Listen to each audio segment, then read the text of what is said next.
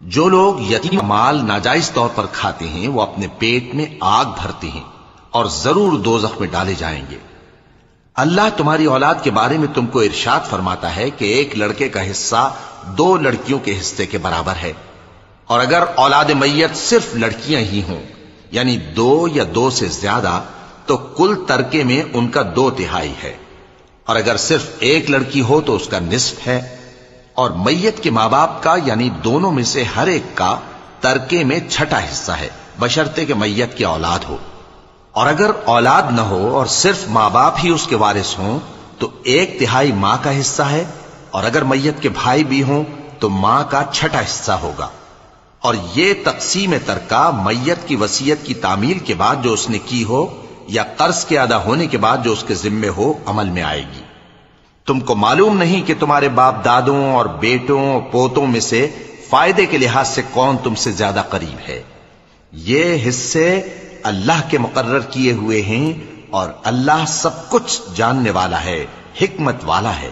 اور جو مال تمہاری بیویاں چھوڑ مریں اگر ان کی اولاد نہ ہو تو اس میں سے نصف تمہارا ہے، پھر اگر ان کی اولاد ہو تو ترکے میں تمہارا حصہ 1/4 ہے، لیکن یہ تقسیم وصیت کی تعمیل کے بعد جو انہوں نے کی ہو یا قرض کے ادا ہونے کے بعد جو ان کے ذمے ہو کی جائے گی۔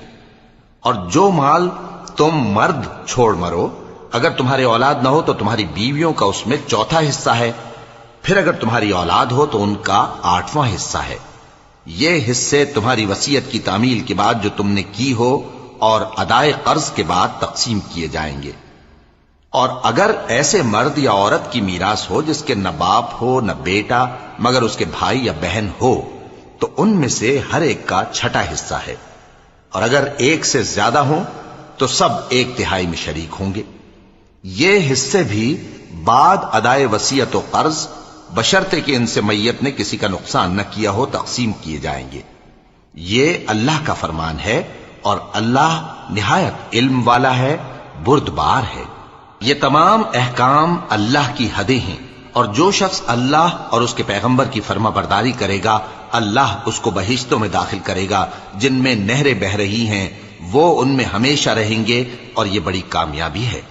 اور جو اللہ اور اس کے رسول کی نافرمانی کرے گا اور اس کی حدوں سے نکل جائے گا اس کو اللہ دوزخ میں ڈالے گا جہاں وہ ہمیشہ رہے گا، اور اس کو ذلت کا عذاب ہوگا۔ مسلمانوں، تمہاری عورتوں میں جو بدکاری کا ارتکاب کر بیٹھیں ان پر اپنے لوگوں میں سے 4 شخصوں کی شہادت لو۔ اگر وہ ان کی بدکاری کی گواہی دیں تو ان عورتوں کو گھروں میں بند رکھو یہاں تک کہ موت ان کا کام تمام کر دے، یا اللہ ان کے لیے کوئی اور سبیل پیدا کرے۔ اور جو 2 مرد تم میں سے بدکاری کریں تو ان کو ایذا دو، پھر اگر وہ توبہ کر لیں اور نیکوکار ہو جائیں تو ان کا پیچھا چھوڑ دو۔ بے شک اللہ توبہ قبول کرنے والا ہے، مہربان ہے۔ اللہ انہی لوگوں کی توبہ قبول فرماتا ہے جو نادانی سے بری حرکت کر بیٹھتے ہیں پھر جلد توبہ کر لیتی ہیں، پس ایسے لوگوں پر اللہ توجہ کرتا ہے، اور وہ سب کچھ جاننے والا ہے، حکمت والا ہے۔ اور ایسے لوگوں کی توبہ قبول نہیں ہوتی جو ساری عمر برے کام کرتے رہیں یہاں تک کہ جب ان میں سے کسی کی موت آ موجود ہو تو اس وقت کہنے لگے کہ اب میں توبہ کرتا ہوں۔ اور نہ ان کی توبہ قبول ہوتی ہے جو کفر کی حالت میں مریں۔ ایسے لوگوں کے لیے ہم نے دردناک عذاب تیار کر رکھا ہے۔ مومنوں، تم کو جائز نہیں کہ زبردستی عورتوں کے وارث بن جاؤ، اور دیکھنا اس نیت سے کہ جو کچھ تم نے ان کو دیا ہے اس میں سے کچھ لے لو، انہیں گھروں میں مت روک رکھنا۔ ہاں، اگر وہ کھلے طور پر بدکاری کی مرتکب ہوں تو اور بات ہے، اور ان کے ساتھ اچھی طرح سے رہو سہو۔ پھر اگر وہ تم کو ناپسند ہوں تو عجب نہیں کہ تم کسی چیز کو ناپسند کرو، اور اللہ اس میں بہت سی بھلائی پیدا کر دے۔ اور اگر تم ایک عورت کو چھوڑ کر دوسری عورت کرنی چاہو اور پہلی عورت کو ڈھیر سا مال دے چکے ہو تو اس میں سے کچھ مت لینا، بھلا تم بہتان لگا کر اور کھلا گناہ کر کے اپنا مال اس سے واپس لوگے؟ اور تم دیا ہوا مال کیوں کر واپس لے سکتے ہو جبکہ تم ایک دوسرے کے ساتھ صحبت کر چکے ہو اور وہ تم سے پختہ عہد بھی لے چکی ہیں؟ اور جن عورتوں سے تمہارے باپ دادا نے نکاح کیا ہو ان سے نکاح نہ کرنا مگر جاہلیت میں جو ہو چکا سو ہو چکا۔ یہ نہایت بے حیائی اور اللہ کی ناخوشی کی بات تھی۔ اور بہت برا دستور تھا۔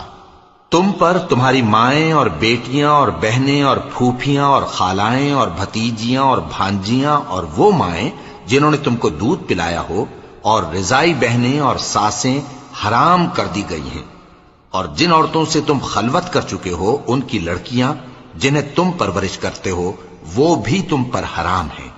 ہاں اگر ان کے ساتھ تم نے خلوت نہ کی ہو تو ان کی لڑکیوں کے ساتھ نکاح کر لینے میں تم پر کچھ گناہ نہیں، اور تمہارے صلبی بیٹوں کی عورتیں بھی اور دو بہنوں کا اکٹھا کرنا بھی حرام ہے، مگر جو ہو چکا سو ہو چکا، بے شک اللہ بخشنے والا ہے، بڑا مہربان ہے۔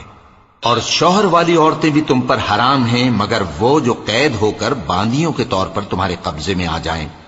یہ حکم اللہ نے تم کو لکھ دیا ہے، اور ان محرمات کے سوا دوسری عورتیں تم کو حلال ہیں، اس طرح سے کہ مال خرچ کر کے ان سے نکاح کر لو، بشرطے کہ نکاح سے مقصود عفت قائم رکھنا ہو نہ کہ شہوت پرستی۔ تو جن عورتوں سے تم لطف اندوز ہوئے ان کا مہر جو مقرر کیا ہو ادا کر دو، اور اگر مقرر کرنے کے بعد آپس کی رضامندی سے مہر میں کمی بیشی کر لو تو تم پر کچھ گناہ نہیں، بے شک اللہ سب کچھ جاننے والا ہے، حکمت والا ہے۔ اور جو شخص تم میں سے مومن آزاد عورتوں سے نکاح کرنے کا مقدور نہ رکھے تو مومن باندیوں ہی سے جو تمہارے قبضے میں آ گئی ہوں نکاح کر لے، اور اللہ تمہارے ایمان کو اچھی طرح جانتا ہے۔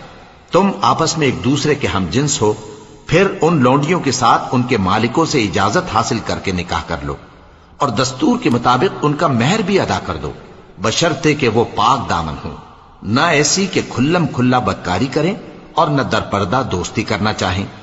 پھر اگر وہ نکاح میں آ کر بدکاری کا ارتکاب کر بیٹھیں تو جو سزا آزاد عورتوں کے لیے ہے اس کی آدھی ان کو دی جائے۔ یہ باندھی کے ساتھ نکاح کرنے کی اجازت اس شخص کو ہے جسے گناہ کر بیٹھنے کا اندیشہ ہو۔